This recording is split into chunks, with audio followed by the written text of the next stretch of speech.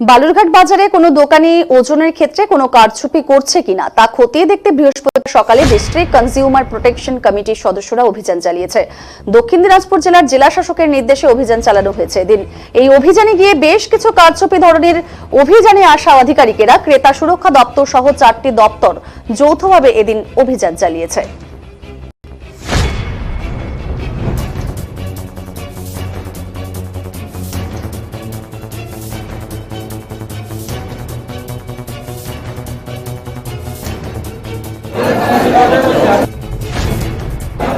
Consumer protection council বলে একটা committee আছে জেলাতে, যার চেয়ারম্যান ডিএম সাহেব।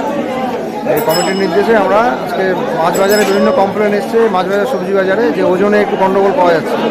যতখানি ওজন পাওয়া দেওয়ার কথা সাধারণ গ্রাহকরা অতটা ওজন পাচ্ছে না। সেই কারণে আমরা দেখছি পাল্লা বাটখারাগুলো আজকে সব ঠিকঠাক আছে কিনা। কিছু ক্ষেত্রে ঠিক পাওয়া গেছে, সবই গন্ডগোল নয় সেরকম নয়, কিন্তু বেশ কিছু ওজনে গন্ডগোল পাওয়া গেছে, যেগুলো বাটখারা সেগুলো আমরা বাজেয়াপ্ত করছি।